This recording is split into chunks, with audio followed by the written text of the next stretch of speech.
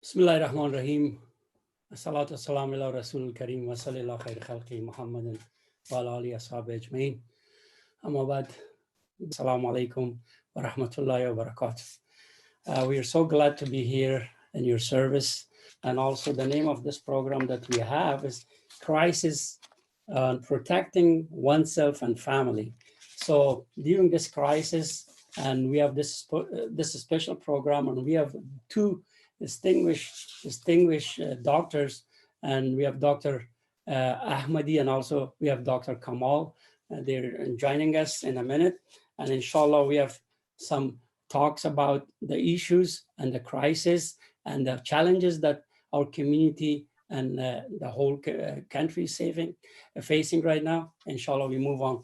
So Dr. Kamal and Dr. Ahmady, assalamu alaikum wa rahmatullah. Wa alaikum assalam. You're welcome to this special program, inshallah. And thank you so much for accepting our invitation. And I want to ask Dr. Kamal if you say a few words before we start, and you can greet your audience, and then we can move on, inshallah, to Dr. Ahmady. إن الحمد لله نحمده ونستعينه ونستغفره ونعوذ بالله من شرور أنفسنا وسيئات أعمالنا من يهده الله فلا مضل له ومن يضلل فلا هادي له وأشهد أن لا إله إلا الله وحده لا شريك له وأشهد أن محمدا عبده ورسوله رب اشرح لي صدري ويسر لي أمري واحلل عقدة من لساني يفقهوا قولي. So yeah, thanks for having us. As you know, we're all kind of undergoing the same stress with the pandemic, COVID-19. And so we wanted to kind of give you guys a brief update on where we're at and answer any questions that you may have. And in terms of how this is going to work, you know, this is pretty kind of informal. And so I'm going to focus more on the inpatient acute care hospital setting, and Dr. Ahmady is going to do more of the outpatient setting. So I'll actually let him go first so he can talk about things from his perspective, and then I can take over from there, inshallah. Yeah, before we can move to Dr. Ahmady, I tell you, so Dr. Jahed Kamal is an internal medicine hospitalist in John Muir Medical Group, and also Dr. Azim Ahmady is a senior physician at Kaiser Permanente. So I forgot to say that. Dr. Ahmady, go ahead and greet your audience, then we move on, inshallah. Assalamu alaikum, everyone. I'm going to focus on what Dr. Kamal mentioned earlier. I'm trying to focus more on the outpatient setting, which essentially means before you head over to the hospital and what happens there in terms of treatment. I would like to discuss more of the what everybody has been going through in terms of quarantining, and then also talk about the basic symptoms that we look for in terms of it possibly being COVID-19, and then social isolation for patients who may have some symptoms but don't meet the criteria, unfortunately, for the testing, which are fairly in limited supply at this point. So those will be the things that I would like to kind of focus on, and then I will leave the question in regards to the treatment of the hospital to Dr. Kamal. Alhamdulillah. So now floor is yours, and who's going to start first? You want Dr. Kamal, you want to go first? Talk about, actually you do inpatient, and yeah, Dr. Ahmady, go ahead, you can talk about outpatient first, then inshallah we can. Yes, inshallah. Yeah. So in terms of, I'll just start off with the basic quarantine, which has been mandated in many states. So basic quarantine essentially applies to patients who don't have symptoms. Obviously, the goal there is to prevent the infection from spreading further, and as we've, I'm sure you've seen the news, essentially to flatten the curve. We don't want to see a sudden spike in disease, because that essentially will overwhelm our hospitals, as it happened in New York. When that happens, unfortunately, the medical institution just doesn't have the capacity to deal with so many patients, especially patients who get much sicker, who will require intubation and things. So that's the whole idea of what the quarantine is. These are essentially measures that apply to the whole community in whichever state that has mandated those measures. That essentially means sheltering in place unless you have a job which is considered essential. There are different industries that are considered essential, our profession being one of those, the police officers, the firemen, of course, the grocery clerks, and so on. So there's definitely defined essential industries that still have to get out there and work.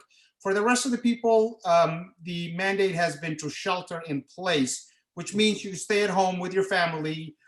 Definitely try to limit travel unless it's essential travel to get groceries, get gas, or go to your medical appointments and things like that. Of course, within the household, you want to make sure, and if you are outside, you got to make sure you're wearing a mask as much as possible. Definitely maintaining that 6-foot distance between you and other people around you. Washing your hands as much as possible. Try not to touch your face. That way you're not transmitting the virus that may be possibly on your hand to your face and then into your respiratory system.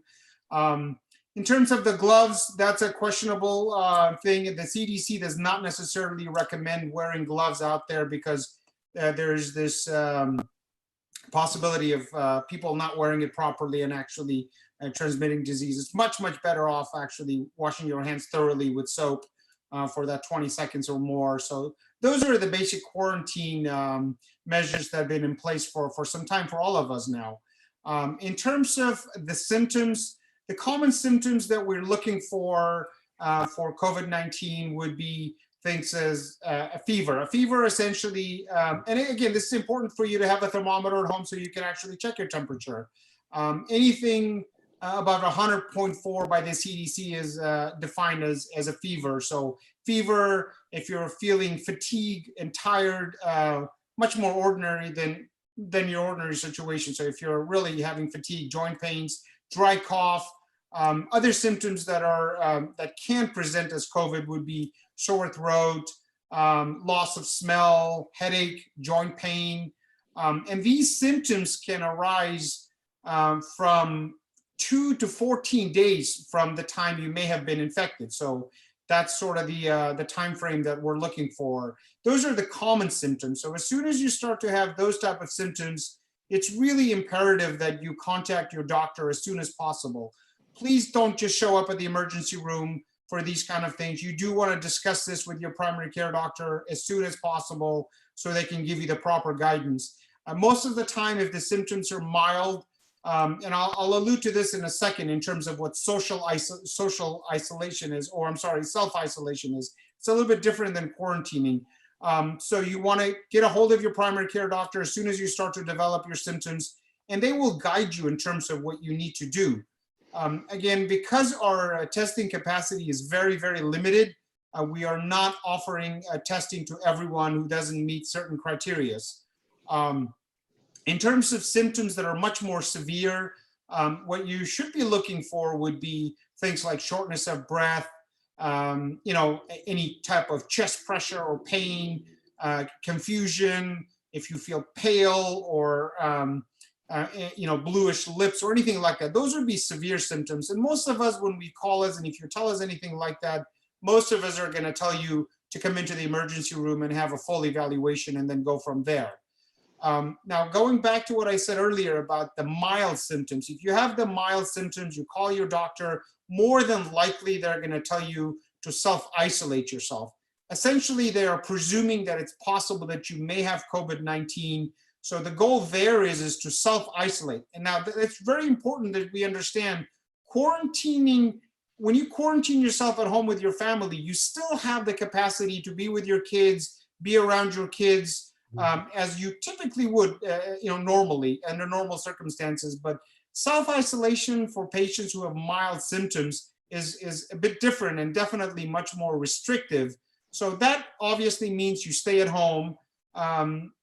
The issue I mentioned earlier about going out would really, you probably would let your family member that's feeling better, that's healthier, to go out and do the essential shopping and things like that. Definitely minimize contact with your family members and animals around your house if people have pets. Absolutely no visitors coming in at all. You should definitely be wearing a face mask if you are around your family, maintaining a distance, but still wearing a face mask, which definitely reduces that droplet that may land on surfaces if you're coughing. Absolutely washing your hands as much as possible. Don't share any utensils, plates, spoons and forks, any household items with your family members. If you're isolated in a room, you definitely want to make sure you're cleaning surfaces that are used a lot. So tabletops, door handles and things like that. It's very, very important.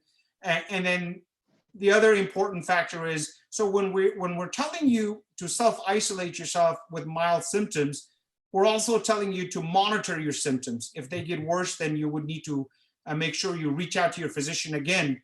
So making sure you're taking your temperature at least 2 or 3 times a day. Make sure you have a working thermometer at home so you can check your temperature. If your cough gets worse or you start to have shortness of breath, then you want to get on the phone and get in contact with your primary care doctor and then get advice from there on. So those are the basic sort of preventive things in terms of what we're looking for to prevent the disease. And if you have mild symptoms, and then what you need to do to self-isolate yourself. Thank you so much, Dr. Saidi, Dr. Ahmady, I'm sorry. And now we're going to Dr. Kamal. And as far as inpatient, so we covered the outpatient part of it. What do you have to say about inpatient, and give us some ideas what to do? Yes, definitely. Thanks for the information. So before I get into that, I just want to add a little bit about the timing of these things. So these droplet isolation, or these droplets essentially can live on plastic or stainless steel for about 2 or 3 days. They can live on cardboard for about a day. And they can be, if they're aerosolized, they can live in the air for about 3 hours. And I wanted to make a quick give a quick example about the difference between droplets and airborne, because initially people thought that this was an airborne virus. And so droplets are a little bigger in size. They happen when you cough and when you sneeze, and sometimes even if you're speaking vigorously. And that's why we say stay 6 feet away. So airborne is actually a lot smaller. There's smaller microbes in the droplets, and those can persist past 6 feet or 1 meter. They can last for hours. And so this virus by itself isn't aerosolized, but we can make it that way, which is kind of a risk for us, kind of on the front line. And so Dr. Ahmady talked about a lot of the symptoms. So 85% of people develop what we call mild symptoms, where they have mild disease, whereupon they don't require hospitalization. And what I say is mild may not be mild for you. You could have fevers and feel like you're going to die with body aches, hurting all over, just like you do with the flu, but we mean that they don't make it to the hospital. About 15% of people then get hospitalized, 5% of them into ICU, and about mortality rates about 1 to 2%, but that can change depending on what our true denominator is in terms of cases. And so the symptoms that you really need to be aware of in terms of when to go to the ER versus calling a primary care physician, Dr. Ahmady already hit on them, but obviously shortness of breath. Shortness of breath is a big one. Significant dizziness when you're exerting yourself, when you're walking around, severe chest pain, as you mentioned, confusion, or just severe weakness to the point where you can't even get up to go to the bathroom, because that may indicate that you're severely dehydrated and you can benefit. So then who do we hospitalize? Who gets admitted? So obviously if your oxygen levels are low, you get admitted. If you're older with risk factors and you have viral pneumonia, so your x-ray is abnormal, this means that the virus is inside your lungs, we tend to hospitalize these patients as well, just for monitoring more or less. And then if you're so dehydrated from this that you can't maintain your hydration by yourself with just fluids, you need IV fluids, and you'll get hospitalized. Now, I do want to make a quick point that we found fascinating in the hospital about oxygen levels here. So normally when someone's oxygen level drops low, they become short of breath and they start breathing faster, their heart rate goes up. These are physiologic responses that you'll notice. But for some reason with this virus, people's oxygen levels actually can be pretty low and they're pretty asymptomatic, which is kind of fascinating for us. They don't look as bad as their numbers look. Okay, so that's just something to keep in mind. So if your body's telling you that you're not feeling well, then despite these symptoms, if you're just so tired that you can't, like I said, take a few steps, then you should come in and get evaluated. And so in terms of the virus itself, so as he mentioned, the symptoms, the first, so on average, like he said, 2 to 12 days in terms of when you can become symptomatic after contacting the disease. But usually people about 5 or 6 or 7 days is when they have their first symptom. And from your first symptom, the first day 1 through day 5, it's kind of an upper respiratory illness. Some people don't even develop that. But in general, in terms of what we see, and then after day 5 is when people start getting in trouble. So this disease has 2 phases. The first phase is viral mediated, meaning the virus is replicating. you have these upper respiratory symptoms, and then people will actually feel better. So you'll go a day saying, hey, I'm feeling better, my fever's down, I'm not really coughing as much, my throat doesn't feel as bad, and then you get really sick. So the second phase of this disease has more to do with your immune response. So when you develop this viral pneumonia, it basically attracts a lot of immune cells to come in there and figure out what's going on. And the damage that happens from this point on is more immune mediated. And so if you do get hospitalized, if you're requiring oxygen, you'll be on the medical floor, the regular floor. If your breathing status is so bad that you need maybe invasive ventilation or support, then you'll be in the ICU. And there's a point here that I made to my family early on that I'd like to make to the viewers as well, that obviously all hospitals now are not allowing any visitors. So if your loved one unfortunately makes it to the hospital, whether the floor or to the ICU, they're essentially by themselves.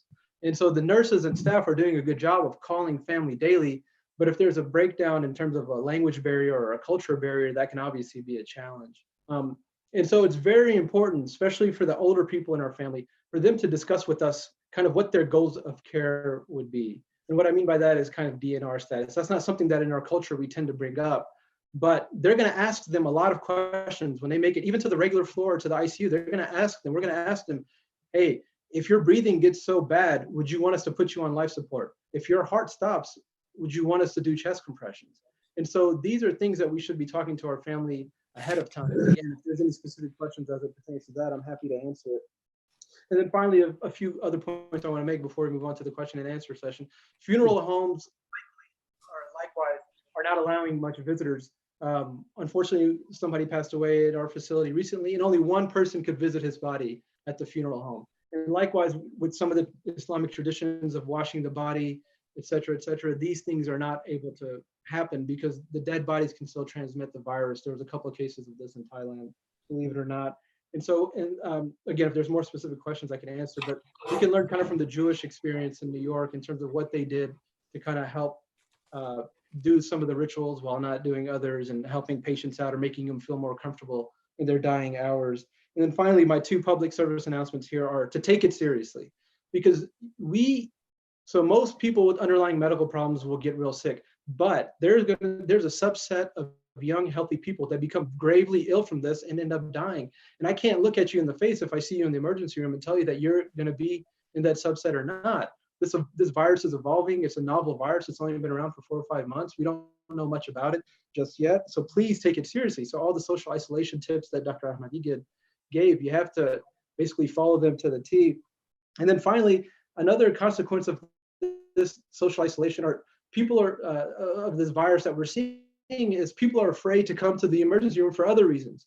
And so obviously we told you why to come to the ER for this virus. However, you have to remember that if you're having chest pain and you're over 50 or 40, you have a family history or you have diabetes and high blood pressure, high cholesterol, you have to come get evaluated, because we're seeing patients come in and present very late with heart attacks, with strokes, with other medical problems because they're afraid to come to the ER, and it's changing their prognosis drastically. So please, if there's something else going on, it's still safe to come to the emergency room. We do the best we can in terms of isolation and washing and this and that. And so it's still a safe place. But if you need to be there, please come. We're there to help you. Exactly. Thank you so much, Dr. Kamal, for all those information. I know time-wise, you're doing your best to just give enough information as possible. But at this point, we're going to Q&A session, if you guys agree. And unless you want to just add additional comments, then we can go to the Q&A. So tell me if it's okay to go or you have anything to add on.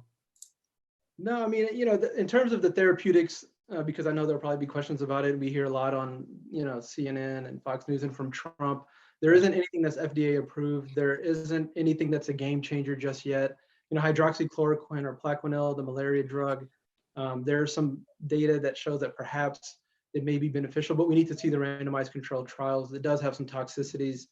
In terms of the Gilead medication or remdesivir, there's some data that came out in the New England Journal recently at the University of Illinois in Chicago. It's looking somewhat beneficial in terms of decreasing mortality in patients that are on the ventilator.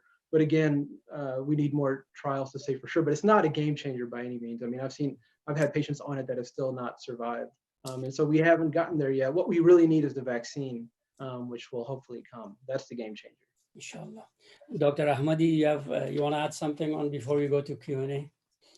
No, I mean, I just kind of reiterate what Dr. Kamal said. I think what's happened, unfortunately, the quarantining and in some cases the self-isolation has been really, really difficult from many angles for a lot of people. And I think you're starting to see some of that frustration build up and in some of the communities that we're certainly seeing some protests around the country. So it's frustrating for sure. I mean, the community, just as our community and the community in general, the whole United States is hurting financially. But it is really important that we, if we let our guard down and if we don't continue some of the quarantine measures, unfortunately, we will start seeing spikes come up again. So it's really, really important that we take this seriously and find ways to to keep going as hard as it is, of course, for all of us. Thank you so much. Thank you for the participants. We see that more participants are just coming in to they joined the meeting. So I appreciate all of you. For whoever missed the beginning of this. This is a special program by our CC, as you know, and we have two distinguished doctors, Dr. Kamal and also Dr. Ahmady. They're here trying to answer your question and also address the updated information that was over there. So the first question, this is a personal question I have, and I'm sure a lot of people have the same question. I will just notice some of the family member actually that I knew suddenly was thinking that she's suffering from coronavirus. I mean, she's probably affected or something, but we don't know what to do. And suddenly somebody came and took her to the hospital. And there's the process, during the process, the family and the friends and everybody was kind of panicking because they never experienced such a thing, and also they were not ready. So they're kind of panicking, and they went to the hospital. And after that, I think they they sent them to the test center and finally came back. So the reason I mentioned this, who's candidate, who's actually at the point that has to go to the hospital immediately? And can somebody answer that for me? Because some people, they all the time when they're coughing and they see dry throat and stuff, they think maybe I have it. At which point they should move on and start the process? Yeah, we kind of touched on that earlier. So it's severe shortness of breath, confusion, profound dizziness or weakness to the point where you can't move a few steps, severe chest pain should come in. Or if you feel that you're higher risk, you can always call somebody like Dr. Ahmady, talk to your primary care physician. They're doing a lot of telehealth, telemedicine, phone calls, etc., and they can kind of direct you towards more outpatient testing, which he can talk about. But in terms of the ER, those would be the main: confusion, chest pain, shortness of breath, generalized weakness, profound. Yeah, it's what I alluded to earlier. I think it would be dangerous to kind of sit on symptoms. Basically, with this virus, you really don't want to be sitting on these symptoms. So especially for patients who are higher risk, age-wise, older than 60, with comorbidities like diabetes, hypertension, which is pretty prominent in our community, it's really, really, really imperative, even if the symptoms are mild in terms of just feeling a little tired or a scratchy throat, maybe a mild cough, even mild symptoms, you want to reach out to your doctor. And most of the physicians are doing telemedicine. I've been doing telemedicine for quite a while now. So they will go over your symptoms with you. And it also is important to do that because it's a way for the doctor to actually kind of keep track of your symptoms. So if they get worse, they're going to maybe reach back out to you and say, hey, how are you feeling? So I wouldn't wait till you start to have chest pain and shortness of breath and fever sky high. So even with mild symptoms, you want to reach out to your doctor, discuss it with them, and then get the reassurance, and then reach out again if your symptoms get worse. Got it. There's another question from one of the panelists. We can allow her to ask the question directly. Sister, you can go ahead and ask your question. In the meantime, I just, if you guys just go to the Q&A and see the question, check which question is proper to answer first. And there's about quite a few questions. And Dr. Ahmady, do you see that? Okay. Yeah, I can do, so a brother asked, please tell us how this virus is transmitted and how to avoid getting it. So I kind of hit on that a little bit. So this is mainly transmitted by droplet in contact. So meaning if I have it and I cough or I sneeze, and then you're in the vicinity of that, 3 to 6 feet, and you can get it that way. Or if I have it and I cough on a table, for instance, I told you guys how long it lives on different materials. Or if I cough on something else you touch, like a chair, or I sneeze on that chair, and then you touch that chair, you touch that table, and then you touch your mouth, your nose, your eyes, then that's how you get it. So again, it's not airborne per se, where if I walked behind you, you were there in that area 30 minutes ago or 15 minutes ago, that you can get it, but we can make it airborne in the hospital. If you get somebody a nebulizer treatment or invasive ventilation or non-invasive positive pressure ventilation, then in those ways, we can make the virus airborne and it will live for 3 hours.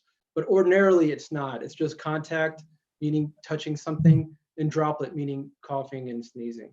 Yeah. I'll answer the other question. So the question essentially is, we've heard on the news that some people have been successfully cured from COVID-19, and these are some of the more vulnerable people, older people, age 80 and higher. How come they've been able to get cured, but not younger age and more healthy people? Yeah, honestly, I don't think anybody can give you a clear answer. There's certainly cases of those patients who are older and have survived this. But I think in general, and I think Dr. Kamal can agree with that, in general, I think if you're having higher comorbidities in terms of diabetes, high blood pressure, hypertension, obesity, more likely you're not going to do as well as patients who are going into this with a good immune system and are healthier. But so yeah, I mean, there are definitely those cases of those older patients that are coming out okay. What the reason is, I don't think we have an answer for that.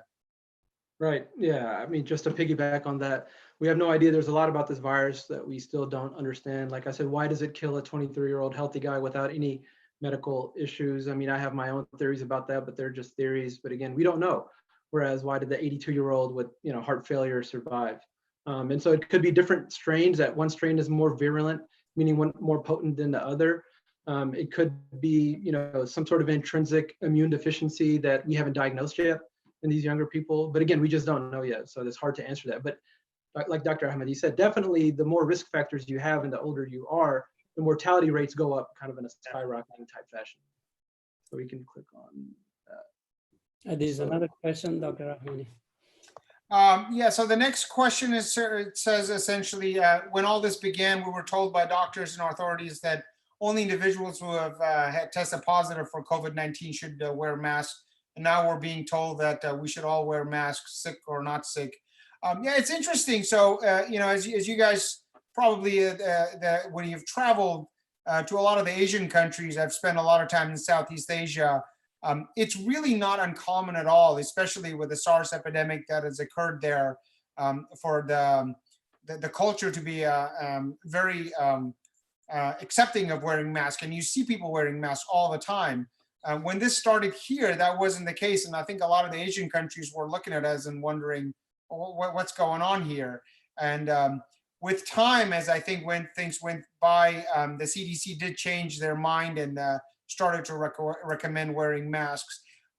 Personally, for me, I think it does more service for people around you. So if you do, just so you got to remember, there are certainly asymptomatic patients, people walking around, a fairly large number, I might say, who could be COVID positive and never really develop severe symptoms. So if you're wearing a mask and you're one of those people and you're out in the community and you might cough or sneeze or something like that, you're protecting the citizens around you. So for me, honestly, it goes the other way. Rather than you're protecting other people from the droplet that you may deposit somewhere. The other thing for me, I think wearing a mask sometimes, I work in the emergency room as well, so I have a habit of touching my face a lot. And I think when I have my mask on, it kind of reminds me not to touch my face. It is very, very important if you do wear the mask. Most of these masks should be worn just for a day or so and should be cleaned regularly. So those are really the reasons why I think they've become more and more prominent now. And you see now in a lot of the not restaurants, but a lot of the stores are actually requesting that you wear one when you go into one. And I think that's a good idea for sure.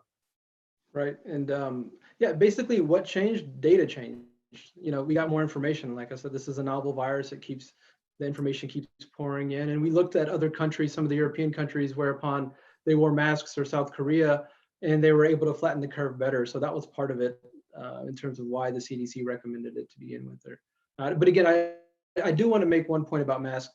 If you're wearing a mask, don't become cavalier and get really close to another person, right? Because these masks, especially the surgical masks and the cotton masks, they don't afford you 100% protection. And in fact, in the annals of internal medicine, there was an article which kind of scared me a little bit just recently, within a week ago, where they took COVID positive patients and they made them cough onto a petri dish in their own room, and they tested them with a mask on versus a mask off versus a surgical mask versus a cotton mask. And they basically found that all of them, they only had them hold the petri dish 20 centimeters in front of them. But what they found is that all of those guys, the guys with the masks on and the masks off, the viral load was the same on the dish. Now, so that doesn't mean for me to tell you to not wear a mask. That, my point there is, don't get really close to somebody. So again, 20 centimeters is really close. It's not even arm's length. So wear your mask and maintain the 6 feet precaution, because we know the droplets, just in case they get out, they can still travel. Yes. Very good. There's another question coming up if somebody can jump in. Yeah, go ahead. The past week. So I'm going to do the bottom one. I'll let Dr. Ahmady tackle it. Okay. I don't like your name though, right? Yeah. Okay. Yeah. What does it say? The past week or so, we've seen people take the shelter-in-place, social distancing less serious. That's why, and families will stop by once in a while. How can we protect ourselves while we're other people and don't social distance? Can we have small? So yeah, no, absolutely not. This is what we've kind of alluded to a few times during this conversation. It's completely in our human nature to be frustrated at this point. It's been 3 weeks plus where we've had to shelter in place. We talked earlier, there's a lot of things you can do to still go see your family, drive by there, talk to them through your car, have them come out, talk to them, keep that 6 foot distance. Bottom line really is, if you love the people you love that are close to you, obviously you want them to be around. It's really that simple. I know you want to get together. It's our nature, is in our culture to be together and have gatherings, but it's really very, very serious. And as frustrating as it is, unfortunately, this will be prolonged a little bit longer. Just stay in there, do everything you can through through FaceTime, through going around and visiting friends and family, just driving by, saying hello to them. We just went to a birthday party this morning, actually, for my kid. Cars were lined up and we just dropped the present off in the driveway, said hello, happy birthday, and drove off. So those are a lot of things you can do to still have some contact, but we're not out of the woods yet. We've still got some time to go. Yeah, that's exactly it. We don't, if you look at the smallpox epidemic or the Spanish flu of 1918, the cities that stayed in lockdown, they had a much better curve, but the ones that opened up too prematurely, they kind of had a biphasic type of curve. And so Dr. Ahmady is exactly right. We don't want to get too loosey-goosey now. We have to keep the pedal kind of pushed down firmly in terms of the social isolation to prevent the spread. Because again, we're in mitigation right now. We don't have a vaccine. We don't have treatment options that are FDA approved just yet. And so we have to keep this social isolation as best we can. So the second question I'll answer here. So can the common flu or cold make someone more susceptible to contracting the COVID-19? Yes, absolutely it can. Initially, like we were discussing earlier, Initially, we used to think that it didn't. All of the algorithms in terms of who to test and who not to test said, if you test positive for influenza, or if you test positive for another virus, then don't even test for COVID. But again, this virus is evolving, our information is evolving. So our algorithms have changed because we saw a lot of cases coming out of Stanford, some of their data, that you can have co-infections. And so the reason why is twofold. Number one, your immune system is a little weaker because of the other virus that you're fighting off. And so overall, your body's a little weaker, so you're more susceptible. And number two, from a physiologic standpoint, the actual lining of your airway from your nose, your sinuses, your mouth, down to your windpipe, your breathing tube has changed. And so the cells that are supposed to protect against the virus have been kind of sloughed off a little bit. They have these little finger-like projections called cilia, and those are kind of sloughed off from the previous virus. So now a new virus can get introduced into the cellular space a lot easier. So for those two reasons, you're definitely more susceptible. Well, I think there's a sister wants to ask a question. I don't know if, yeah, I could. Are you there? Can you hear us? Yes, assalamu alaikum. Can you hear me? Yes. Jazakumullah khairan, doctors, for coming this evening. My question is that we, as of, I guess most of us from the Eastern cultures, we are tend to bond together, especially during the times that when there is a sick or unfortunate situations. We have a family in the East Coast that the husband was infected, and of course he ended up in the ICU, and he was in the ventilator for about a week or so. And of course, during the time that he was at home, his wife was as a caregiver, she was infected. And of course, we didn't know, or they didn't know until after the husband got home. He's better, alhamdulillah, and he's back at home. And now she's tested positive. And they're both now at home, and they have 4 young children. So during the time that he was at home and she was taking care of him, they sent their kids with other relatives. And of course, this has, I guess, exposed other family members as well in this situation, in this COVID virus. And what advice do you give for people, for us, for families that they're bonding and trying to take care of one another in situations like this? How serious is this? Should we continue providing care and support for one another during these times, or should we just say, I'm sorry, I cannot help you, just be on your own? How do we deal with situations, family members in our lives? Good question. Who's going to jump into this? Yeah, I can allude, and then we can certainly add to that.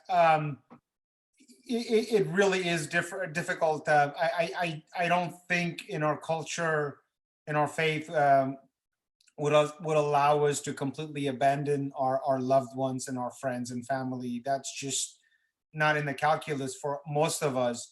That being said, this is incredibly serious and easily transmitted. So I do think there's quite a bit we can do to be there for our loved ones. I kind of alluded to that earlier in terms of, visiting them from a distance, maybe, going out, buying groceries for them.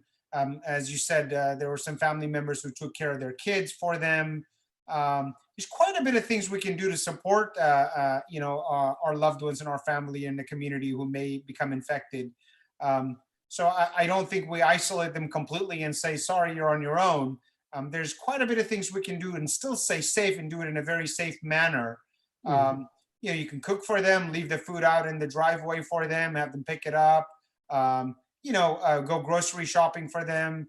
I actually went to market, bought some bread the other day and dropped it off at one of our relatives who's older, knocked on the door, walked away, and they were incredibly happy because they said, well, we could, that's the main thing we were looking for was none. So, there's a lot of things we can still do to be there for our loved ones. So I don't think we should ever abandon the people that we love.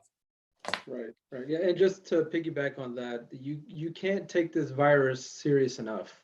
Yeah. Because as we've mentioned, it kills people. You know, the mortalities in this country are inching closer to 40,000, you know, every day.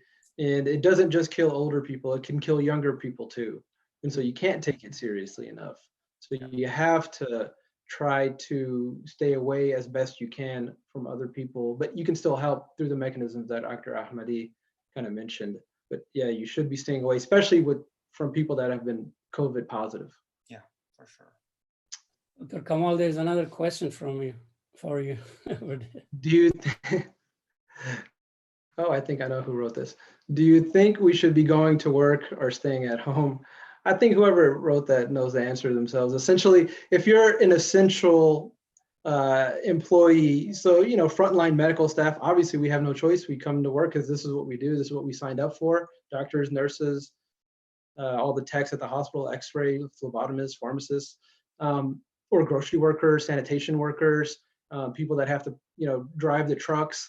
But if you're non-essential, I think this is the best time to do us all a favor, help all of us out that have to go out and stay at home. Because the less cases there are, the quicker we can kind of get past this and get back to some sort of normalcy. And also, there's another question I think somebody wants to just ask verbally, one of the participants. So you can go ahead, ask your question. Is a talking permit? Okay, anyways, let me see. It's not in my hand. Okay, we can try that later, I guess. Okay, we move on. There's another question that came up over here before you read the other questions. As far as testing, and what's the the availability of testing for everybody? And also, I remember Dr. Ahmady was mentioning about it's also important what kind of coverage do you have as far as medical coverage? You have medical or so and so. So, I mean, is everybody eligible to go test or not? Because they're talking about test all day long. What are you guys going to? Yeah, unfortunately, the place that the federal government let us down the most is with the testing. It's frustrating for us doctors too. There aren't enough tests. I mean, I know even of some healthcare workers that can't get tested. And so there are different types of tests. There are PCR tests, which kind of amplify the RNA or the DNA. And then there's antibody testing. And so ideally, we'd give everybody antibody testing, especially doctors and nurses, people that work there, so we can tell if we're immune or not, or we have some possible immunity or not. But right now, especially in the hospital, again, we follow a strict algorithm in terms of who to test or who not to test. And Dr. Ahmady, I'm sure, can speak to the outpatient setting the same with our urgent cares. What do you say, Dr. Ahmady, about that? Yeah, the testing I work at about 3 or 4 different hospitals, but I work for one entity. I work for Kaiser, and we've been pretty robust with our testing, but there's still a limitation, unfortunately, to our testing, and you do have to meet a specific criteria before we get you tested. Obviously, the frontline workers who develop symptoms, the threshold for getting them tested obviously is a little bit lower because we obviously need those people to be out in the field. So we want to test them quickly to make sure they test one way or another, whether we let them go back to work or stay at home. But yeah, I mean, I have seen it ramp up slowly, but certainly not as much as we would like to see, of course. Right. I don't know. I mean, you work for John Muir, I know, and I can't really speak to what's happening in some of the local community hospitals. I'm not sure what their testing capacity is. So definitely, if you come to the emergency room and you have symptoms, but you're not sick enough to get hospitalized, then they will test patients potentially and they'll send it to LabCorp and Quest. And so those tests take about 2 to 5 days to result. If you do get hospitalized, then we actually call public health, the county, and we get a person under investigation number, and then we send that to them, and we get that result back within 24 hours. We don't have the rapid testing just yet, although San Ramon Regional Medical Center, where I also work, has the Abbott rapid test, which can actually result in 5 minutes for a positive and rule out in 15 minutes. And John Muir is getting a Cepheid test, which is another rapid test that results in 30 minutes in about 2 weeks. And hopefully, inshallah, we're getting an antibody test from UCSD in San Diego in about 2 weeks as well. So the tests are kind of starting to develop. They're out there. The FDA has kind of had the emergency release of them. And so the one thing to keep in mind about tests is something I learned in medical school a long time ago: a fool with a tool is still a fool. So you have to understand the accuracy of the tests. Some of the tests from China and South Korea, for instance, you can go to Martinez right now. There's a doctor that bought tests from, I think, South Korea or China, antibody tests, and give him $70 and he'll do a point of care blood stick antibody test on you. But if those tests are the same ones that, and I think they are, which came from China or South Korea, their specificity is only about 65, 70%. So that means 30% of people that test positive with that test will have cross-reactivity to old coronaviruses. So then you don't really know if you had the new one or you had the old one. And so just wait for the good ones to come out before you do go. You have to buyer beware. You have to be kind of cognizant of what kind of test you're getting in from where it is exactly in terms of the accuracy. There's another question that's here. So it's about home remedies, you know, people advising each other. We see in social media, people say, do this, do that. And a lot of people following that as far as vitamin C and, you know, vinegar and this and that. So you guys say something about that. Is that which one is actually effective? So I'll let Dr. Ahmady take care of that. None. Well, mostly it's about lemon, vitamin C, and honey and stuff like that. That's what I'm talking about. Are those really effective at this point? If it is, why? Yeah, I mean, you know, it's interesting. I mean, I think even in inpatient, they are utilizing vitamin C in high doses, you know, and medications that really, even meds such as what we mentioned earlier, we really honestly at this point don't have a specific treatment, you know. I would honestly recommend at this point just the basics that we've always recommended over time in terms of making sure you have a nutritious meal, you're getting enough sleep, getting enough exercise, keeping your immune system strong. That's the most common sense advice I can honestly give anyone in terms of making sure you stay healthy and keep your immune system strong. Is there a specific ingredient in a specific herb or spice or lemon or something like that? Yeah. I don't think so. Okay, good. Yeah. Covered that. I think somebody raised their hand, so I don't know who is that. Your mic is, unmute your mic and you can go ahead and ask your question. If you don't, we can move to the next question. Assalamu alaikum wa rahmatullahi wa barakatuh. Thank you so much for being here and hosting this program, and for the our dear brother physicians who are answering questions and giving good information out. I have two questions. Number one is that I've heard that some people who recover are not fully recover, but they go home from hospital and all that. There's some very severe depression involved. With people who have been affected by this after they go home. And I think Chris Cuomo, who didn't even go to the hospital, I think he's suffering from some depression. But in some other cases, I've heard severe depression. Number two, I haven't been really following the news lately. I've been busy with work and also other things. So I'd like to know where are we in the with that curve here in California, and more specifically here in Northern California? If you could answer those two questions, Jazakallah khair. Okay, I'll start with the first, and then Dr. Ahmady can kind of jump into. And so in terms of, if I understand it correctly, your question was people get sick and then maybe they get sick again, or they remain sick. And so, in fact, there's a lot about this virus that we're learning. There was some data from South Korea recently, whereupon people that tested positive for the virus tested negative, and then about 3 weeks later, 4 weeks later, they developed a cough or another symptom, and they tested them again, and they tested positive. And so there's some theory that perhaps the virus lays dormant, kind of like a herpes type virus, where you get infected, it runs its course, and then it kind of goes away, but it doesn't go away completely, it just kind of hides out, then it comes back. We don't know exactly yet.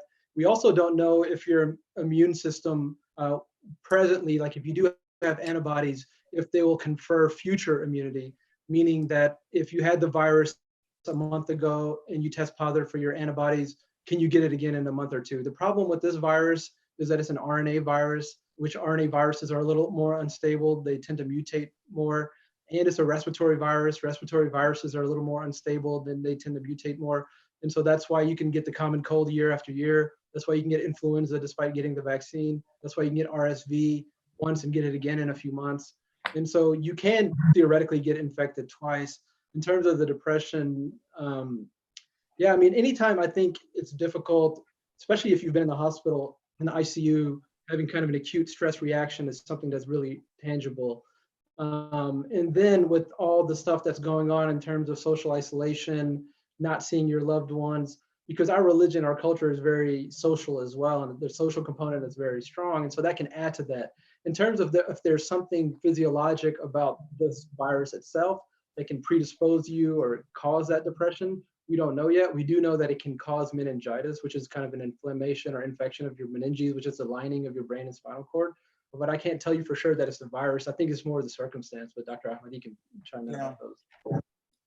Yeah, I think from I can tell you from some of the patients that I've taken care of, so it is important that if you go to the emergency room and you get diagnosed with COVID and they essentially determine that that you're okay to essentially go home and what I alluded to earlier, self-isolate and take care of yourself there. It's really important that you continue to monitor your symptoms, because personally I've seen some patients really deteriorate very quickly and then they have to go back. And even those patients who are actually discharged to home and they start to recover, the recovery is really taking quite a long time, and they really are beaten up, both in terms of fatigue, the shortness of breath, the continuation of fevers going up and down. So with all those symptoms, and then you add the self-isolation and not being with people that you love, and not doing the things that you enjoy, can really definitely add to that psychological factor in terms of, starting to exhibit symptoms of what we call cyclothymia or depression. We talked about this earlier before this program, and I think our threshold for starting patients on medications for these, I think even short-term for 3 months to 6 months, to help people with this is pretty low. And I've certainly done that with some patients. Very good. Before we jump into other questions, there's something else came up also, not from the Q&A, but somebody actually texted me on that. And she's complaining that the elders, they're not listening to them, and they're trying to just tell them, don't go out, don't do shopping, we do everything for you. And still she's missing the grandson or granddaughters, and somehow they, seeing each other. And this kind of interaction in this isolation time, what do you guys say? This is a culture-wise, some people. This is a culture thing, and in fact, I've had the same issue with my dad. I don't know if he's watching this or not, but you can ask my siblings, because he still wants to go out and get groceries. He's a very independent guy, and he likes to go out and about. And so the way I broke it down to him is I tried to tell him exactly what happens. And I said, and I can say this part in Farsi, because خطرناک ترین یا یکی از جگرخون ترین قسمت‌های ویروس است که آدم که بستر میشه در شفاخانه بیخی تنها میمانی. ICU فامیلت که آمدن میتونه، بچه پیشت آمدن میتونه، در اتاقت سر قرآن بخونه، دعا کنه. بچه نمیتونه، اگه خدا را خواسته که از بمره، نمیتونه که بشویته. این بسیار یک ویروس خطرناک است از اون نگاه که بیخی تنها میمانه آدم. So if you don't have to go out, if you have family, younger, children or grandchildren that can help you in this regard and bring your groceries, then please just stay at home, because if you're older, your risk increases significantly. We can't say that enough. If you have medical problems and you're older, your risk significantly increases for mortality. And again, it's a lonely death, which is the worst part perhaps of this for us. It's a lonely death where no one can visit you. You can't even have your body washed. And so again, just keep those things in mind. Please take it seriously and stay at home. Yeah, it's interesting. Actually, I don't think that's just confined to our culture. There's a really interesting article in the New York Times specifically about this issue, about some of the older people in the family who are shrugging this off essentially as, I'm going to keep on doing what I'm doing.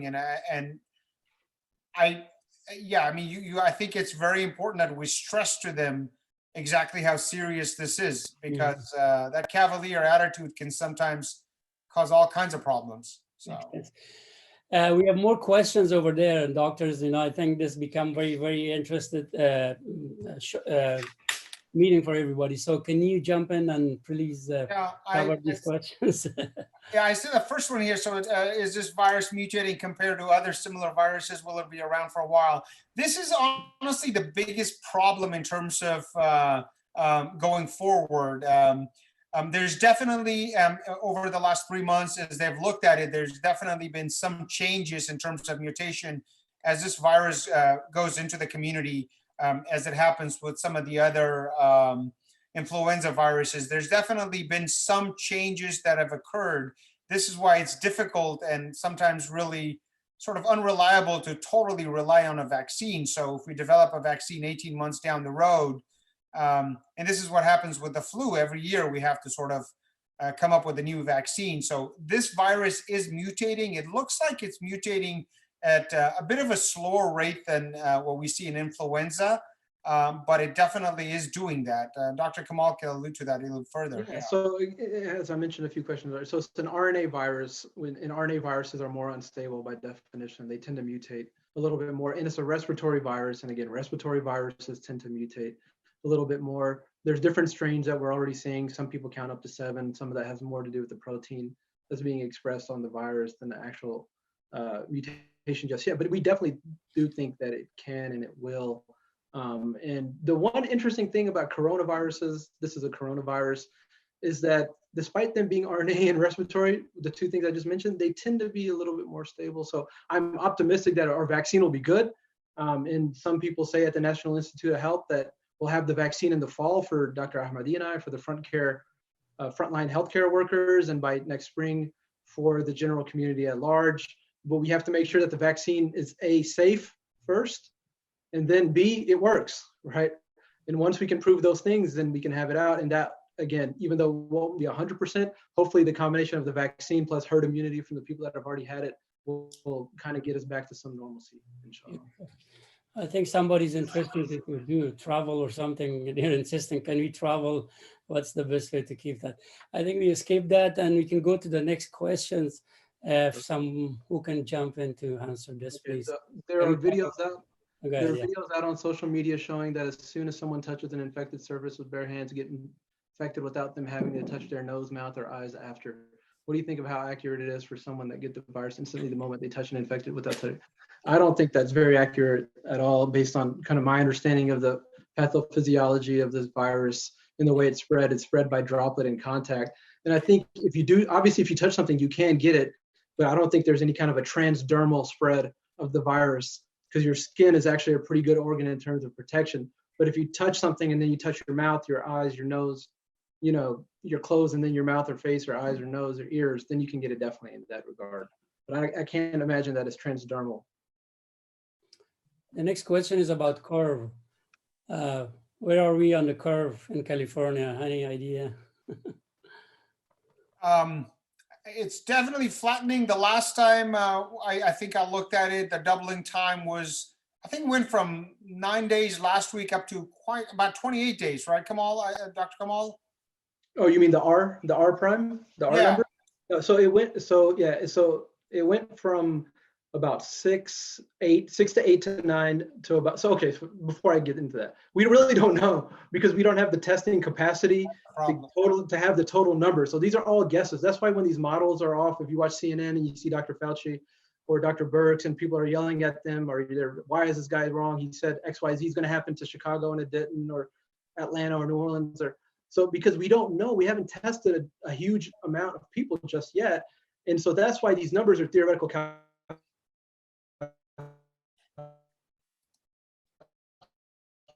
So like Dr. Ahmed was saying, transmission to someone else in 7 days. So that number used to be about 7 to 9, and then it went down to about 4.5, and we're optimistic that it's closer to 2. So that means that you're basically giving it to 2 people every week.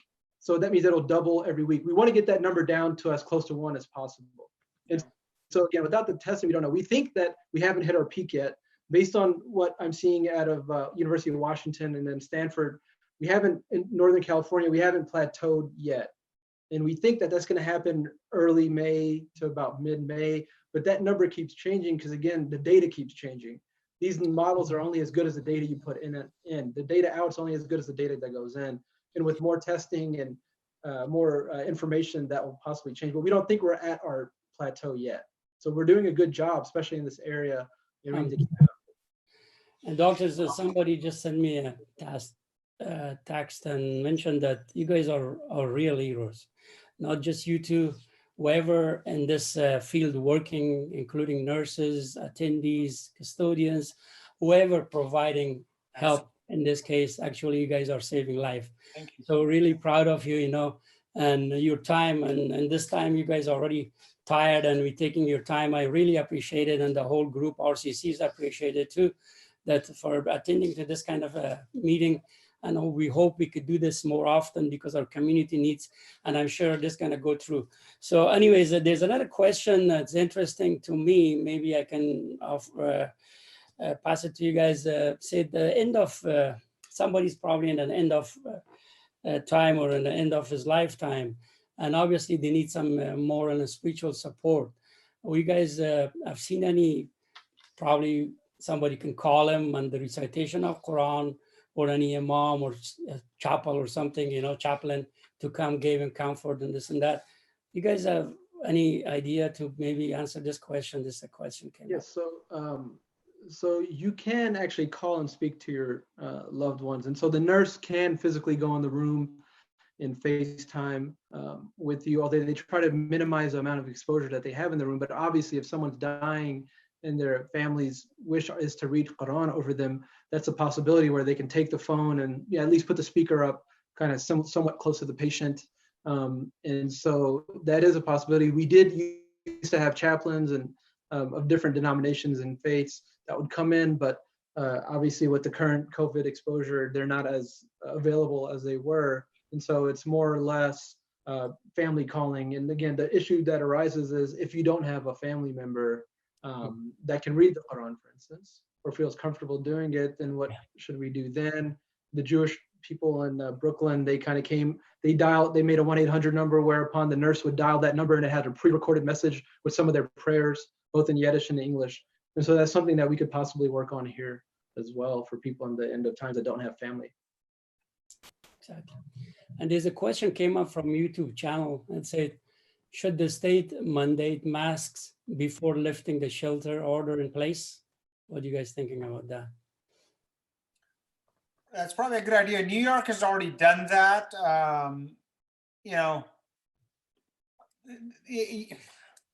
a lot of these things are, California being a fairly liberal state, I don't see the public uproar in terms of that, but you know, I can see that happening here, and I don't think people will have a lot of trouble with it. But you know, our country as a whole is very fragmented in terms of politics, so I don't see something like that happening in Texas or in some of the red states. But I don't foresee any issues here in California when it comes to that, and I don't think it's a bad idea at all.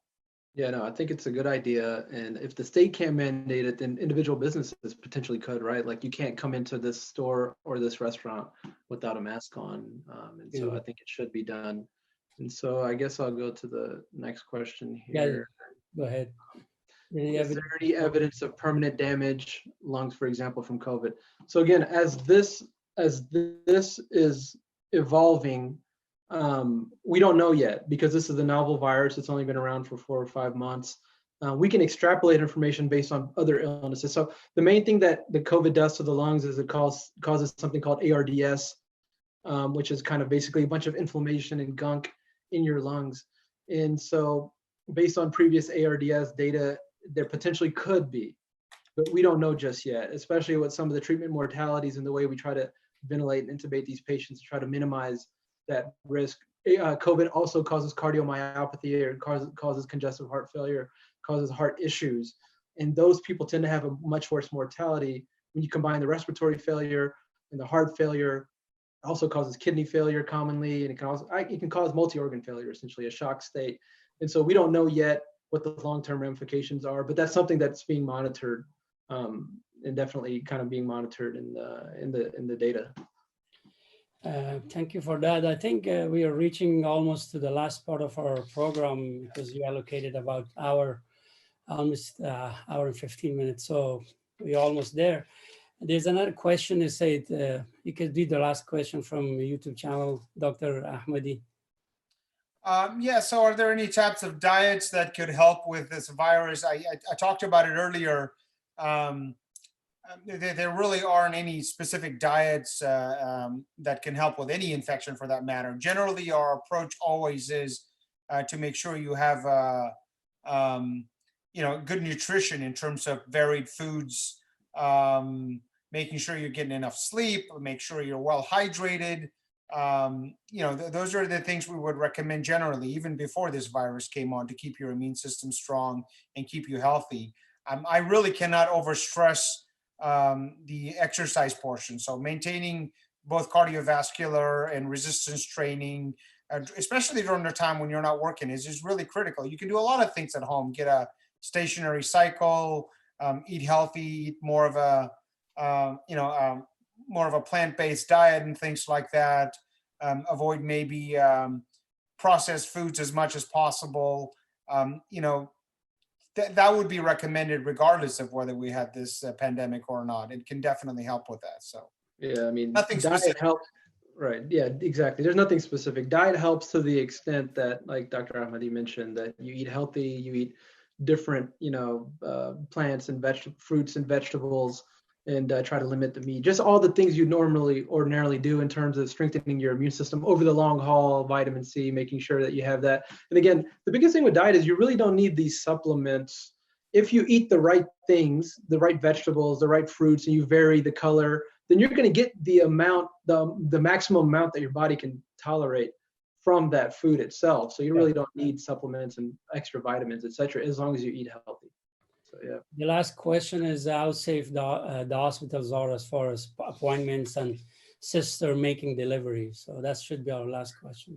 Okay, yeah. So we can both kind of jump in on that. But again, this a point that I made earlier that I want to remake here is that we're about as safe as we possibly can be. And you have to look at the hospital like you look at any medical procedure, basically, risk-benefit analysis.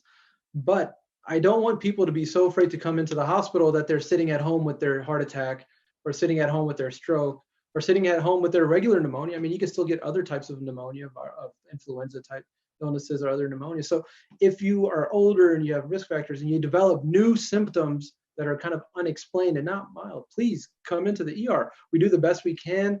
If someone has respiratory symptoms, they get screened. We give them a mask.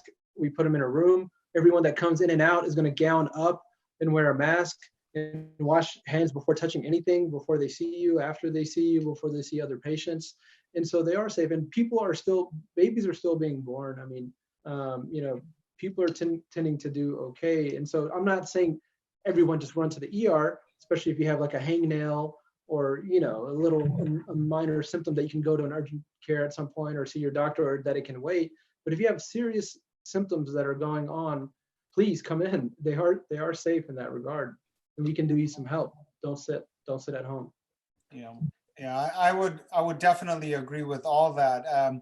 You have to remember that the common things that happen commonly are still happening. They did not stop because we have in the middle of a pandemic. So yeah, if you're diabetic, if you have high blood pressure, you start to have chest pain, shortness of breath. Yeah, they could be symptoms of COVID-19, but more likely probably related to your heart issues. So don't hesitate, come in. In terms of deliveries, I think it's really, really critical that if you are pregnant, you got to go see your OBGYN. You got to go to the hospital to make sure you're in the right environment for any type of emergencies that arise in OB, as we all know. So yeah, for sure, you need to continue doing those visits. And we're starting to see the outpatient setting for clinics starting to ease off a little bit. We've actually started doing some well-child checks for our patients because we don't want kids to be falling behind on their immunizations and things. So inshallah, over the next month or two, I'm thinking hopefully if we don't get a second curve, maybe by July, things will start coming back to some sense of normalcy. I don't think it'll be totally normal for a while, but if you're sick, if you're ill, please come in and see your doctor, but at least give them a call, talk to them on the phone. Well, a lot of the facilities are doing video appointments now. I'm doing telephone appointments on a daily basis with most of my patients. Yeah, but don't hesitate to reach out to your doctor. And if they tell you to come in, just listen to them. Thank you so much. I think we reached the last point of our this special meeting, and I really appreciate it from the bottom of my heart, and whoever is associating with RCC Community Center. Inshallah, you guys going to be in our prayers, and may Allah bless you guys, what you're doing. Keep doing what you're doing. And somebody else also sent, and they said, the whole care provider around the world, may Allah subhanahu wa ta'ala protect you and your families, and may He subhanahu wa ta'ala have mercy on you all. So, I mean, so before I let you guys go, I have one request. This is Afghani request. Watch out. What is that? I want you to just in Farsi language say a few words to Bar Madaraima, Bar Madar Kalanaima, Bar Padaraima in Farsi. What's your advice in few words that they can hear that and apply it, inshallah? چی میگی برشان؟ دکتر کمال خودت فارسی شو بگو، پشتوش دکتر احمدی میگه انشالله. بر مادرای ما، خالای ما، اما، خار، برادر، کل مسلمان ها، کل افغان های جهان باید این مرض جدی بگیرن، چون یک مرض نو است. تا بالی قدر معلومات دربارش گرفته نشده، تا بالی برش تداوی صحیح نیست، مگر آدم بسیار انسان بسیار ضعیف میسازه و امکان مرگش بسیار زیادتر است نسبت به دیگه ویروس های مثلا انفلوئنزا یا فلو. بسیار این جدی بگیرین. در شفاخانه هم که قبلا پیشتر هم گفتم، در شفاخانه هم که آدم بستر میشه، یک جگرخونی کلان این ویروس است که آدم بیخی تنها میمانه. فامیلت آمده نمیتونه در طاقم رایت، نمیتونن دست ماکم بگیرن، نمیتونن قرآن سر بخوانن، امروز دو جمرایتان باشن. حالی هیچ جازه نیست که با هیچ مریض جازه نیست که ویزیتور داشته باشه، یعنی یک کس آمده بتانه. پلیز جدی بگیرین این ویروس. ما که میگیم از خانه نبراین. اگر کمک کار دارین مسجد زنگ بزنین. شکر الحمدلله کل مسجدات در کمک‌ها دارن که میتونن یا غذا یا گروسریز یا نان با مردم خودشان دلیور کنن. Thank you. Dr. Ahmadi, you want to say something in Pashto? Of course.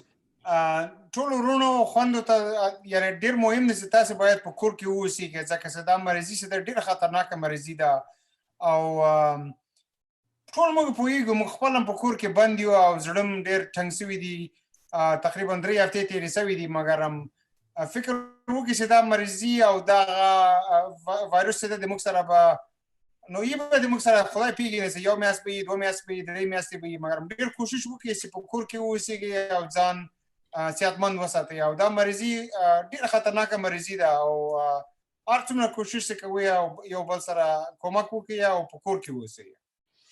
Thank you so much for both of you, and I really appreciate it. I hope in the next programs or sometime we can call you guys still, you can participate in such a programs. And RCC is trying to bring these kind of programs, especially in this special time and very critical time. We're doing our best, inshallah, to provide you programs to help our community, help our people, and inshallah, the best way as possible. So at the end, I pray for everybody participated in this behind the scene and in front of the scene, and the whole community and all our Afghans and Muslims and entire humanity.